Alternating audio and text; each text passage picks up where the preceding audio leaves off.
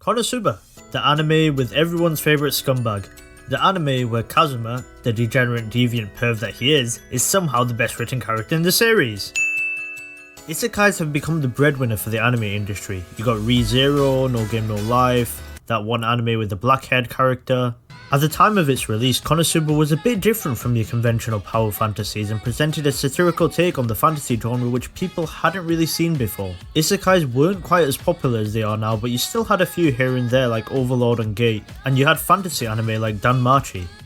So yeah, Konosuba kinda fresh at the time, but what if I was to tell you there was an isekai that came out before Konosuba, subverts expectation and has slapstick comedy with witty banter just like Konosuba, while still managing to have a somewhat decent plot? Well then you have Harry Potter! Okay. Ixion Saga DT! Kon Hokaze, who ironically isn't the protagonist of Konosuba, is actually the protagonist of Ixion Saga DT. DT being an abbreviation for the Japanese word dotai, which means virgin, and also becomes Kon's nickname. You can probably take a good guess of what kind of humour will be in Ixion Saga DT. A lot of dick and ball jokes.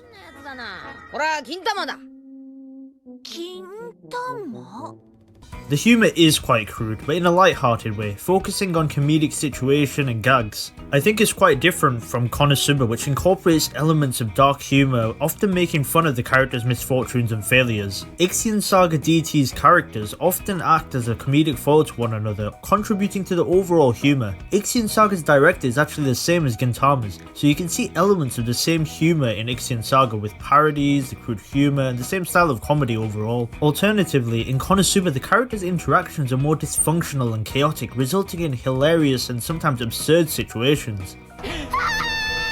Although both are isekais, they're different in terms of storytelling. Ixion Saga focuses on the adventures of Kon as he tries to get back home, while Konosuba centers around Kazuma's life in the fantasy world as he forms a party and embarks on comedic quests. Konosuba does have the grand plot of beating the Demon King, but it's a lot slower and gradual in its approach. Both anime are quite comedic and interesting takes on the comedy, fantasy, isekai genre, but have distinct approaches to comedy and storytelling. Ixion Saga has a lot, and I mean a lot, of eccentric and quirky characters, maybe more than Konosuba, although Konosuba's main cast is something else. I mean, when Kazuma looks the sanest, you know you're in for trouble.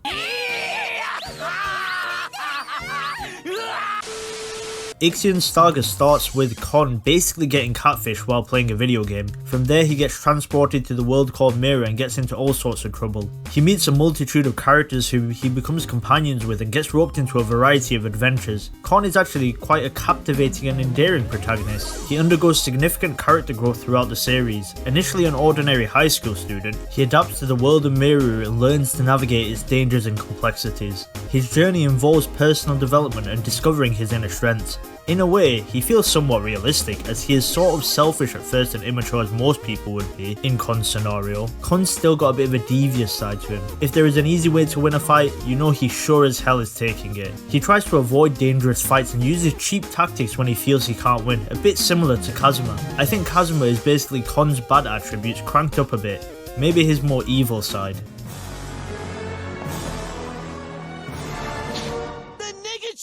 I mean, an example of Kon's devious side is in the very first episode. Fighting against one of the major characters in the story, Kon attacks him in a spot where no man should be attacked, while he's monologuing his ultimate attack. This character, called Eric Paudukakis, ED for short, now has his testicles removed for the rest of the show. Not only is ED the initials for his name, but also in reference to erectile dysfunction. An interesting rival to Kon, or DT as per his nickname. As you can tell, this anime is very crude, so if you're looking for something deep and meaningful, then yeah, you aren't getting it from here. I mean, there's one scene that basically encapsulates what this series is in a nutshell. So you have a flying squirrel that joins Kon's party near the start of the series, despite Kon's concerns, who then gets the name Pet, creative, I know, and nothing happens for the next 10 episodes regarding Pet. Then, halfway through the series, Kon, looking for a place to relieve himself, spots Pet using a radio to contact someone. Then, to try and find out what Pet was doing, he proceeds to torture Pet. This isn't an anime that takes itself too seriously.